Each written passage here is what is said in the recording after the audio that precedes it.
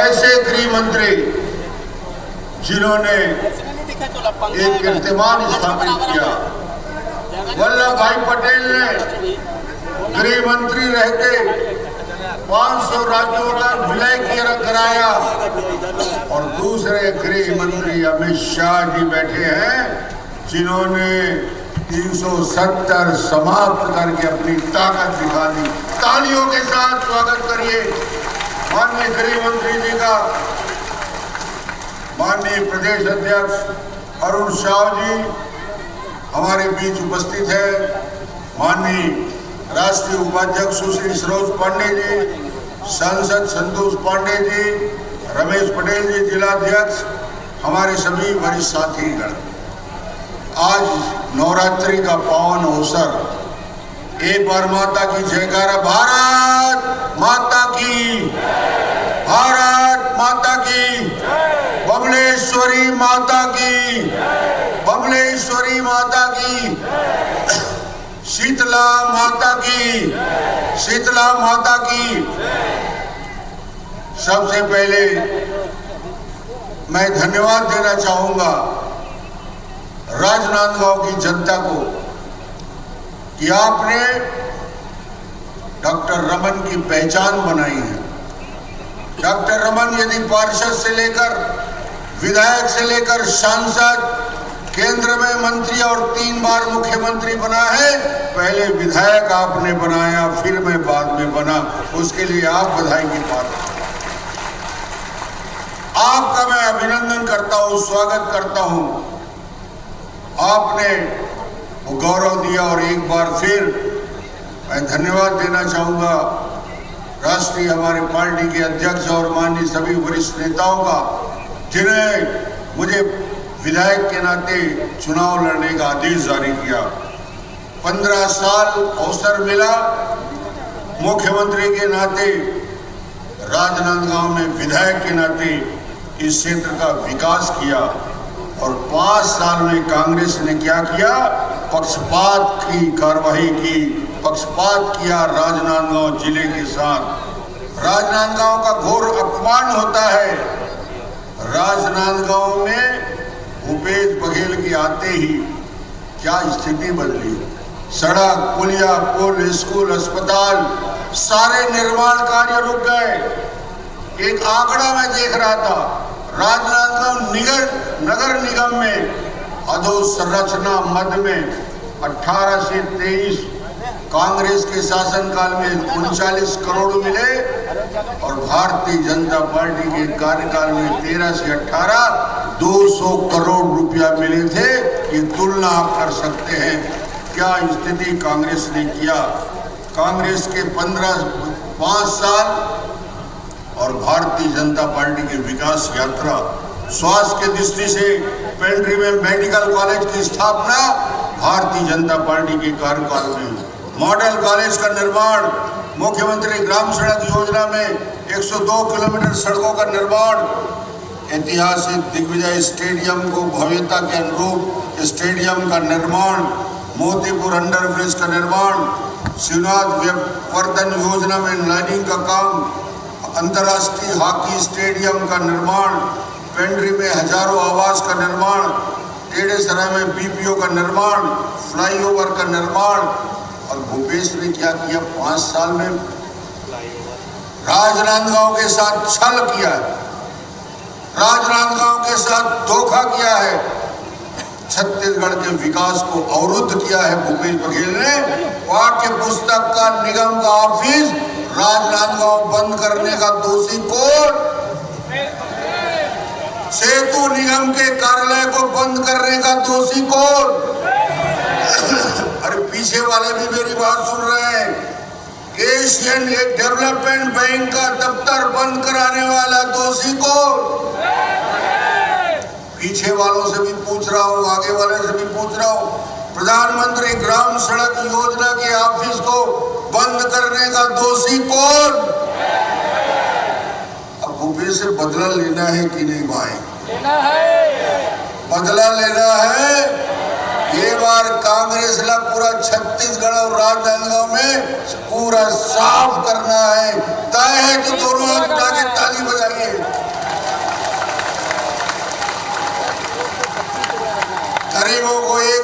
Kilo चावल देने की योजना 15 साल में हमने शुरू की। 16% ब्याज दर को बिना ब्याज के सहकारी बैंक से कर्ज देने की योजना हमने शुरू की। 38,000 प्राथमिक मिडिल हाई स्कूल का निर्माण हमने कराया। NIT आ गया, IIT आ गया, IIIT आ गया, एम्स आ गया, हिदायतुल्लाह लॉ यूनिवर्सिटी आ गया। ये संस्थान छत्तीसगढ़ में लाने का काम भारतीय जनता पार्टी ने किया है। 1,20,000 शिक्षाकर्मी की नियुक्ति, 10,000 PSC में छात्रों की नियुक्ति, 70,000 पुलिस कर्मियों की नियुक्ति भारतीय जनता पार्टी के शासनकाल में हुआ है। और भूपेश के 5 साल में भूपेश एक ही बात का बोलते, बार बार बोलते, छत्तीसगढ़ के 4 चिन्हारी, नरवा गरवा घुरवा पारी। मगर अब जनता जान गई है, जनता कहने लगी है कांग्रेस के 4 चिन्हारी चोरी, बेईमानी, भ्रष्टाचार और लबारी, इसके सिवाय कुछ नहीं। क्या हुआ जन घोषणा पत्र का? क्या हुआ शराबबंदी के वादा का? क्या हुआ 10 लाख नवयुवकों को बेरोजगारी भत्ता देने का, 2 लाख कर्मचारियों को स्थायी करने का, 2 साल के बोनस को देने का, वृद्धावस्था, विकलांग पेंशन, निराश्रित पेंशन को देने का? इन सारे कामों को छोड़कर आज हालत ये है, 5 साल में 15,000 करोड़ का घोटाला। विश्व में कीर्तिमान स्थापित कोई कर सकता है तो भूपेश बघेल कर सकता है भ्रष्टाचार में, उससे आगे कोई नहीं। 5,000 करोड़ का गरीब कल्याण अन्न योजना घोटाला, 2,100 करोड़ का शराब घोटाला, 1,300 करोड़ का गोठान घोटाला, 600 करोड़ का PDS घोटाला, 540 करोड़ का कोयला घोटाला। लालू यादव चारा खा गया, 3 साल जेल में लौट के आया है ताजा ताजा। अरे वो तो चारा खाया, ये तो गोबर खा रहा है भाई। गोबर में बेईमानी, गोबर में बेईमानी। महादेव ऐप में हजारों करोड़ का घोटाला करने वाला। समस्या एक है, राजा यदि चोर हो जाए तो कैसे करोगे? खजाने की चाबी जिसके पास है वो डकैती करने लगे तो कैसे करोगे? उसका विकल्प होता है, उस चौकीदार को बदल दो, उस डकैत को बदल दो। इस मुख्यमंत्री को बदलने का समय आ चुका है, इसको तुरंत बदलने की कार्रवाई करनी पड़ेगी। और चुनाव में इस बार इस भ्रष्ट सरकार को बदलने का समय आ चुका है। लाखों नवयुवक छत्तीसगढ़ PSC में अप्लाई करते हैं, PSC में नौकरी के लिए एप्लीकेशन देते हैं, मगर सिलेक्शन किसका होता है? PSC के चेयरमैन का भाई का भतीजा का, अधिकारी कर्मचारी को भाई भतीजा बेटा का, करोड़पतियों के बेटे का। छत्तीसगढ़ के नवयुवक देखते रह जाते हैं। PSC में हुए भ्रष्टाचार का बदला युवा लेना चाहता है कि नहीं? PSC का बदला लेंगे कि नहीं? PSC के नागरिकों से मैं आग्रह करूंगा कि इस सरकार को बदलना है। वो सरकार जो कवर्धा में तिरंगा ध्वज को बूट के तले रौंदता है, वो सरकार जो बीरनपुर में बिनेश्वर साहू की हत्या लव जिहाद के लिए करता है, वो सरकार के लोग जो भिलाई में हिंदुस्तान जिंदाबाद कहने पर चाकू मार दिया जाता है। अध्यक्ष जी बोल रहे थे, अब नहीं सही बोल, और अब नहीं सही बोल, दोनों हाथ उठा के अब नहीं सही बोल, अब नहीं सही बोल। भारतीय जनता पार्टी के मेरे सारे प्रत्याशी मेरे साथ आज हैं। मैं सबके लिए आग्रह एक बार करना चाहूंगा, इन सभी प्रत्याशियों को जो आज भारतीय जनता पार्टी के आज आए हैं, उन सभी प्रत्याशियों को आपका सहयोग, समर्थन, आशीर्वाद मिले। दोनों हाथ उठा के ताली बजा के उनका स्वागत करिए। धन्यवाद। सभी एक बार अपनी जगह पर खड़े हो जाए, मेरा निवेदन है, एक बार खड़े हो जाए और ताली बजा करके माननीय अमित शाह जी को आश्वस्त करिए कि हमारे जितने उम्मीदवार मंच में हैं उन सबको हम जिता करके विधानसभा भेजेंगे और इसी विश्वास के साथ वो हम सबके बीच में आए। मैं सादर आग्रह कर रहा हूँ आदरणीय अमित शाह जी से कि वो यहाँ पर आए और हम सबका मार्गदर्शन करें। एक बार जोरदार ताली।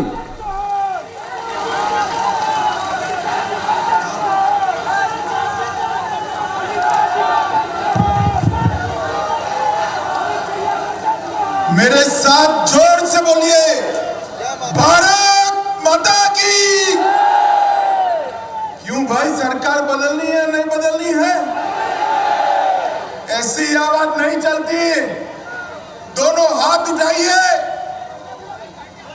विजय के संकल्प की मुट्ठी भींचिए और प्रचंड आवाज से बोलिए, भारत माता की।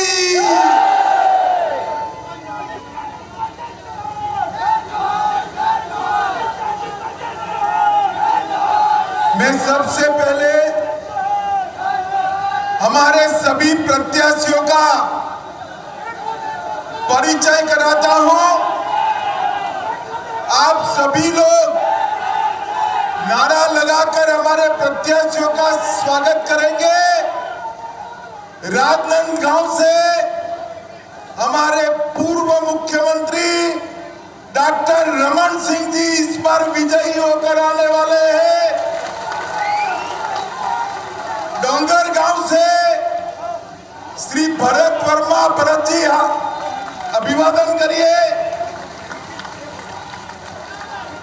डोंगरगढ़ से श्री विनोद खांडेकर जी, ताली बजाओ विनोद जी के लिए। खुजी से बहन गीता साहू, ताली बजाइए गीता जी के लिए। अरे महिलाओं जरा जोर से ताली बजाओ। खैरागढ़ से श्री विक्रांत सिंह जी, मानपुर से श्री संजय शाह जी। संजीव भाई हाथ ऊपर करो।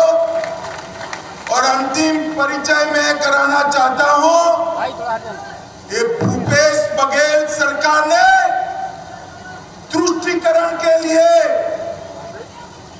वोट बैंक की राजनीति के लिए छत्तीसगढ़ के बेटे भुवनेश्वर को लिंचिंग कराकर मार दिया। भुवनेश्वर साहू को भारतीय जनता पार्टी ने तय किया है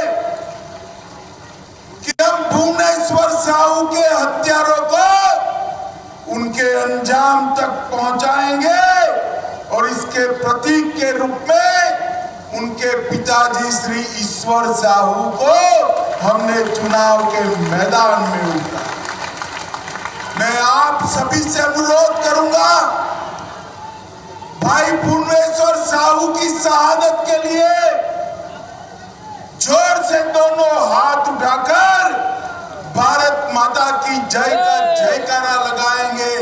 बोले भारत माता की, भारत माता की, वंदे वंदे वंदे। मित्रों, आज राजनांदगांव में हमारे सारे प्रत्याशियों के नामांकन की रैली में एक विशाल जन समूह मेरे सामने है। आपका उत्साह देखकर मैं स्पष्टता से आज भरोसा लेकर जा रहा हूं। मोदी जी को भी शाम को बताऊंगा कि 3 दिसंबर में कमल खिलने वाला है। कमल इस मंच पर उपस्थित हमारे प्रदेश अध्यक्ष और सांसद भाई अरुण साहू जी, हमारे नेता पूर्व मुख्यमंत्री और यहां से हमारे प्रत्याशी राजनांदगांव के डॉक्टर रमन सिंह जी, बहन सरोज पांडे जी, पूर्व सांसद अशोक शर्मा जी, भूपेंद्र सवन्नी जी, श्री मधुसूदन यादव जी, श्री रविंद्र राय, पूर्व अध्यक्ष झारखंड के, श्री संतोष अग्रवाल जी, श्री अभिषेक सिंह जी, श्री अवधेश चंदेल जी, श्री प्रदीप गांधी जी, श्री रमेश पटेल जी, और आज मेरे साथ जो हमारे सातों सात प्रत्याशी उपस्थित है, जिनको आपको विधायक बनाकर भेजना है, वो सभी प्रत्याशियों को मैं हृदय से, मेरी ओर से और करोड़ों भाजपा के कार्यकर्ताओं की ओर से बहुत बहुत शुभकामनाएं देना चाहता हूं। माताओं, भाइयों, बहनों, डॉक्टर रमन सिंह जी ने ठीक से बात रखा है, मुझे ज्यादा कहने की जरूरत नहीं, मगर मैं छत्तीसगढ़ वासियों को चुनाव की घोषणा के बाद पहली बार रैली हो रहा है, मैं छत्तीसगढ़ वासियों को याद कराने आया हूं, इस छत्तीसगढ़ को हमारे प्रिय प्रधानमंत्री अटल बिहारी वाजपेयी जी ने बनाने का काम किया। कांग्रेसियों के शासन के अंदर पुराना मध्य प्रदेश और छत्तीसगढ़ बीमारू राज्य बनकर खड़ा। छत्तीसगढ़ को अटल जी ने बनाया, और जब हमारी सरकार बनी, डॉक्टर रमन सिंह इसके मुख्यमंत्री बने, 15 साल में एक बीमारू राज्य को विकसित राज्य बनाने का काम डॉक्टर रमन सिंह। छत्तीसगढ़ के अंदर 15 साल में यह राजनांदगांव, और चाहे छत्तीसगढ़ के पिछड़ा वर्ग बहुल क्षेत्र हो, दलित भाई जहां रहते हो वो क्षेत्र हो, दुर्ग और भिलाई के कॉस्मोपॉलिटन इलाके हो, या जहां मेरे आदिवासी भाई बहन रहते हो वो क्षेत्र हो, हर क्षेत्र को संपूर्ण विकसित करने का काम भारतीय जनता पार्टी की सरकार, यहाँ की छत्तीसगढ़ी भाषा को राज्य की भाषा का दर्जा काम भारतीय जनता पार्टी ने किया।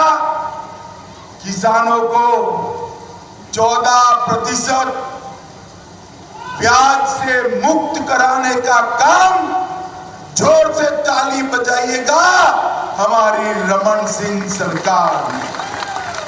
मित्रों, सबसे पीडीएस की व्यवस्था सबसे अच्छी देश भर में कहीं पर लागू हुई तो मेरे और आपके इस छत्तीसगढ़ में हुई, और रमन सिंह को चावल वाला बाबा कहकर पुकारा गया। ट्राइबल, ओबीसी और दलित को अपने अधिकार देने का काम किया, और छत्तीसगढ़ को हमने विकसित राज्य बनाने के लिए ढेर सारे कदम उठाए। और मैं पूछने आया हूं, भैया भूपेश जी, 5 साल में आपने क्या किया, इसका जरा हिसाब किताब दीजिए। मुझे मालूम है हिसाब देने का आपका स्वभाव नहीं है, आप विकास का हिसाब किताब नहीं करते हो। बेचारे ताम्रध्वज साहू और राजा साहब से हिसाब किताब करने में पड़े हो, आप विकास का हिसाब नहीं कर सकते। मित्रों, आने वाला चुनाव एक सरकार बनाने का चुनाव नहीं, आने वाला चुनाव विधायक चुनने का चुनाव नहीं है, आने वाला चुनाव मोदी जी के नेतृत्व में स्वर्णिम भविष्य वाले छत्तीसगढ़ बनाने का चुनाव। हर छत्तीसगढ़िया ने एक एक वोट मोदी जी के नेतृत्व में स्वर्णिम छत्तीसगढ़ बनाने के लिए देना। छत्तीसगढ़ हमारे 15 साल के शासन में खाद्य और पोषण सुरक्षा देने वाला भारत का सबसे पहला राज्य बना। कौशल विकास उसका अधिकार देने वाला सबसे पहला राज्य बना। 150 दिन तक, जोर से ताली बजाइएगा, 150 दिन तक रोजगारी देने वाला सबसे पहला राज्य बना। महिला मजदूरों को मातृत्व अवकाश देने वाला पहला राज्य बना और माताओं बहनों को पंचायत चुनाव में 50% आरक्षण देने वाला पहला राज्य भी। इन्होंने छत्तीसगढ़ को कांग्रेस राज्य बनाकर छोड़ा था। हमें इसको एजुकेशन हब बनाया, पावर हब बनाया, सीमेंट हब बनाया, इस्पात हब बनाया और हेल्थ केयर का भी एक बहुत बड़ा सेंटर बनाने का काम किया। NEET, NIT, IIT, IIT, IIM, AIIMS और लाइवलीहुड कॉलेज देश में सबसे पहले बनाने का काम भारतीय जनता पार्टी ने किया। और मित्रों, भूपेश जी ने क्या किया? 5 साल से 30% भूपेश कक्का सरकार चलाने का काम ये भूपेश जी ने किया।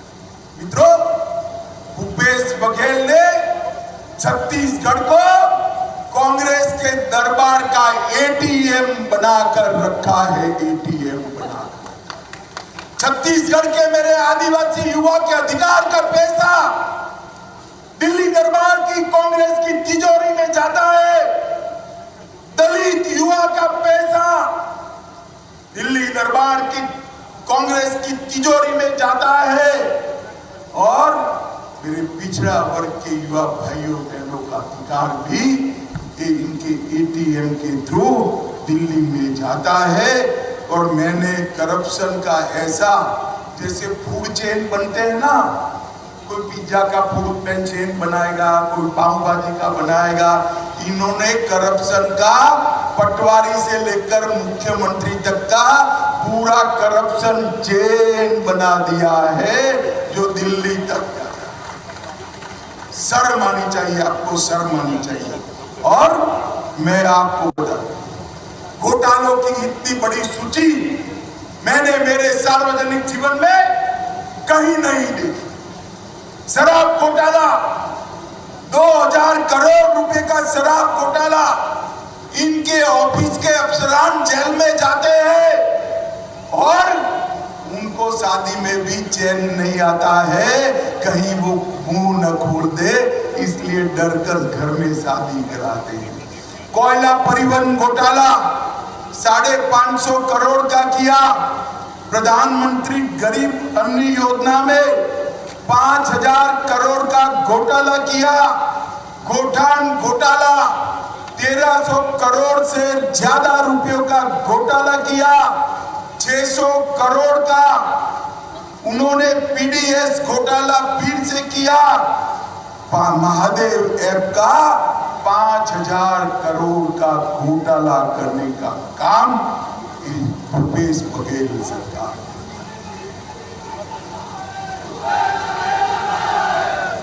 उन्होंने तो बच्चों की नौकरियों को भी नहीं छोड़ा। पब्लिक सर्विस कमीशन का घोटाला कर बच्चों की नौकरियों में भी कटकी लेने का काम किया है। मित्रों, ये भूपेश बघेल सरकार कटकी और बटकी की सरकार है। हमें यहाँ विकास करने वाली सरकार चाहिए, मोदी जी के नेतृत्व में आगे ले जाने वाली सरकार। ढेर सारे वादे किए, प्रत्येक महिला को मोहतारी सम्मान योजना देना था। भूपेश बाबू क्या हुआ? मुफ्त 4 गैस के सिलेंडर देने थे। भूपेश बाबू क्या हुआ? 50,000 अतिरिक्त शिक्षक बढ़ने थे। भूपेश बाबू क्या हुआ? शहरी क्षेत्रों में संपत्ति कर 50% कम करने का वादा किया था। क्या हुआ? राज्य में पूर्ण शराबबंदी लागू करने वाले थे। भूपेश बाबू, आपने क्या किया? बिजली का बिल आधा करने वाले थे। भूपेश बाबू, आपने क्या? उनको हिसाब देना चाहिए छत्तीसगढ़ की जनता। मैं आज छत्तीसगढ़ की जनता को बताने आया हूं, ये भूपेश बघेल, उनके शासन में छत्तीसगढ़ में ना दलित खुशहाल है, ना आदिवासी खुशहाल है, ना ओबीसी खुशहाल है, पिछड़ा भी खुशहाल नहीं है। माताओं बहनों की तो बात ही मत करिए, युवा और किसान भी परेशान है। खुशहाल है तो गांधी परिवार अकेला खुशहाल है। और कोई, जैसे मैंने अभी पहले किया, उनकी वोट बैंक की राजनीति के चलते भुवनेश्वर साहू की हत्या कर दी। आप क्या चाहते हैं कि छत्तीसगढ़ फिर से एक बार एक कौमी दंगों का केंद्र बने? चाहते हैं क्या? जरा जोर से बोलो, चाहते हो क्या? भुवनेश्वर साहू को न्याय मिलना चाहिए या नहीं मिलना चाहिए? अगर कांग्रेस फिर से चुनकर आती है तो यही तुष्टीकरण की, यही वोट बैंक की राजनीति कांग्रेस पार्टी आगे बढ़ाएगी। और मैं आपको कहता हूं, एक बार कमल फूल की सरकार बना दो।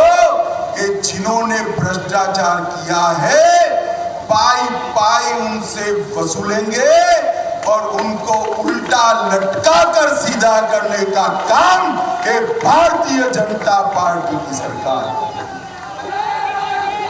भाई और बहनों, मोदी जी के नेतृत्व में हमने पूरे देश का सम्मान बढ़ाने का काम इस देश के प्रधानमंत्री जी ने किया। अभी अभी विधानसभा और लोकसभा में 33% माताओं बहनों को रिजर्वेशन देने का काम भारतीय जनता पार्टी की सरकार। चंद्रयान भेजा, G20 हुआ और छत्तीसगढ़ के ढेर सारे लाभार्थियों को नरेंद्र मोदी सरकार का फायदा मिला है।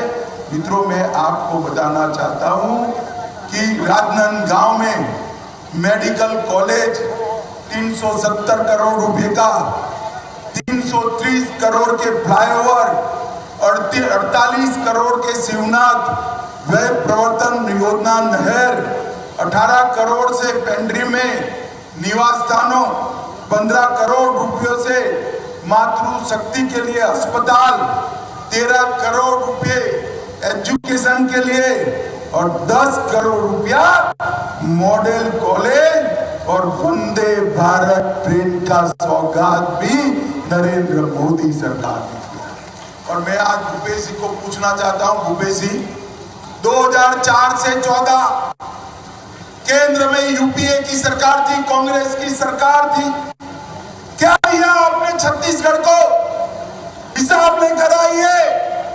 माताओं, भाइयों, बहनों, 2004 से 14 में केवल 77,000 करोड़ रुपया छत्तीसगढ़ को 10 साल के अंदर कितना दिया? जरा जोर से बोले, कितना? 77,000 करोड़। कितना? और मोदी जी ने 2014 से 23 उनके 10 साल बनाम हमारे 9 साल 77,000 करोड़ की जगह पे 3,01,000 करोड़ रुपया छत्तीसगढ़ को भेजने का काम हमने। नक्सलवाद पर नकेल कसी, 38 लाख किसानों को हर साल 6,000 रुपया दिया, 24 लाख घरों में पीने का पानी पहुंचाया, 2 करोड़ गरीब छत्तीसगढ़ वासियों को 5 लाख तक का पूरा स्वास्थ्य का, गरीब छत्तीसगढ़ वासियों को 5 लाख तक का पूरा स्वास्थ्य का खर्चा नरेंद्र मोदी सरकार ने उठाया। 38 लाख माताओं के घर में शौचालय का निर्माण किया। लगभग 6 लाख माताओं को गैस का सिलेंडर दिया और लगभग 11 लाख लोगों को घर का भेंट देने का काम हमारे नरेंद्र मोदी जी ने किया है। मित्रों, नरेंद्र मोदी जी, मैं आज यही कहने आया हूं कि इन्होंने दिए हुए 315 वादे तो पूरे नहीं किए, चरण पादुका भी छीन ली, साड़ी वितरण योजना भी बंद कर दी।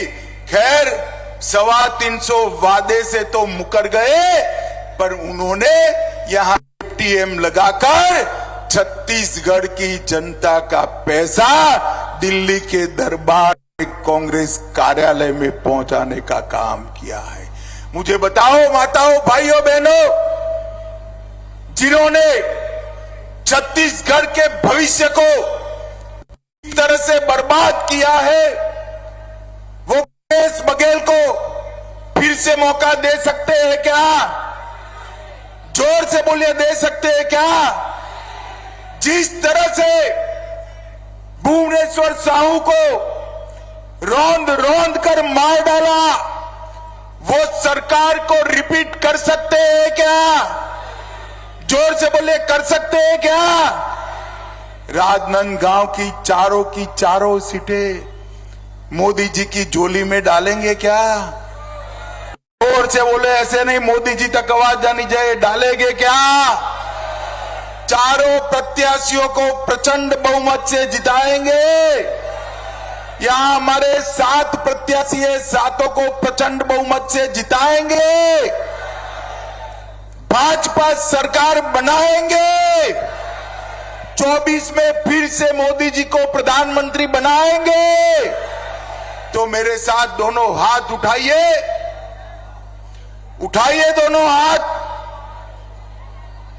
विजय के संकल्प का मुट्ठी बींचिए, प्रचंड आवाज से बोलिए, भारत माता की, भारत माता की, वंदे वंदे वंदे। फिर से एक बार 7 प्रत्याशियों के लिए जोर से ताली बजाइए। ये 7 को बहुत बहुत शुभकामनाएं और बहुमत से जीत कर आए, ऐसी मेरी शुभकामनाएं। माननीय अमित शाह जी, बहुत आभार। आप करूंगा सभी लोगों से कि सबको रैली में तो केंद्रीय गृह मंत्री अमित शाह हुंकार भर रहे थे। राजनांदगांव में इस वक्त वो मौजूद हैं। छत्तीसगढ़ का उनका ये दौरा, आचार संहिता लगने के बाद पहली सभा जिसमें हुंकार भरी, सभी प्रत्याशियों की जीत का संकल्प दिलाया। प्रदेश सरकार को घेरते हुए बीजेपी प्रत्याशियों को जिताने की अपील की।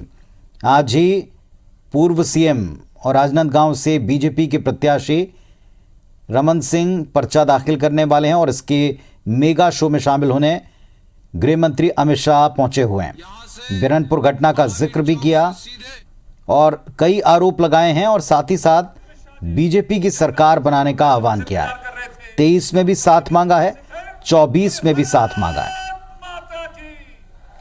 भाजपा कार्यकाल के जितने भी फैसले हैं उनको लेकर के भी उन्होंने बात की है कि भाजपा शासनकाल में हमेशा न केवल अलग प्रदेश बनाने का काम किया, बल्कि 10-10 सालों की तुलना केंद्र में बैठी सरकारों के लिए की, एनडीए और यूपीए सरकार की और कहा कि जितना फंड, जितना पैसा छत्तीसगढ़ सरकार को इस शासनकाल में दिया गया, उतना पैसा पहले कभी नहीं दिया गया। साथ ही साथ उन्होंने भूपेश सरकार को कई मुद्दों पर जमकर घेरा। बिरनपुर घटना, उसके साथ ही पीड़ित व्यक्ति, उनके परिवार से टिकट देने, उनको इंसाफ मिलने, इन सब बातों का जिक्र करके एक इमोशनल अपील भी की। तो केंद्रीय गृह मंत्री अमित शाह इस वक्त भी, जैसा आप देख रहे हैं, मंच पर मौजूद हैं। राजनांदगांव में एक विशाल जनसभा को संबोधित किया। दोनों तरफ से प्रत्याशियों के नाम सामने आने के बाद में अब लगातार मुकाबला कड़ा, दिलचस्प और ज्यों-ज्यों तारीख नज़दीक आ रही है और तेज़ी से और जम करके प्रचार किया जाएगा। बड़ी बातें कि 150 दिन तक रोजगार देने वाली राज्य सरकार छत्तीसगढ़ में पहली रमन सरकार थी, ये याद दिलाया उन्होंने। कांग्रेस ने छत्तीसगढ़ को दिल्ली दरबार का एटीएम बनाया, जो उनका प्रमुख आरोप रहा है भारतीय जनता पार्टी का, उस आरोप को भी दोहराया। साथ ही साथ बीजेपी की सरकार और कांग्रेस की सरकार, इनके कुछ कामों की तुलना की, कुछ आंकड़ों को सामने रखा। इसके बाद में सभी बीजेपी प्रत्याशी राजनांदगांव से 4 और कुल 7 प्रत्याशी जो मंच पर मौजूद हैं, उनके लिए भी वोट मांगा है और वोट की अपील करते हुए एक संकल्प उन्होंने आम लोगों को दिलाया। बता दें आपको, आज ही पर्चा दाखिल करते हुए, चूंकि फर्स्ट फेज में 7 नवंबर को वोट पड़ने हैं और इसके पहले नेता लगातार अपने नामांकन को शुरू कर चुके हैं। 13 से लेकर 23 तक की नामांकन की प्रोसेस फर्स्ट फेज के लिए, प्रथम चरण के लिए चल रही है। तो इसके पहले अमित शाह इसमें शामिल होने के लिए आए हैं, रमन सिंह का साथ देने आए हैं और साथ ही साथ एक बड़ी सभा भी की। छोटा सा ब्रेक लेते हैं, ब्रेक के बाद कुछ और अपडेट्स आप तक पहुंचाएंगे।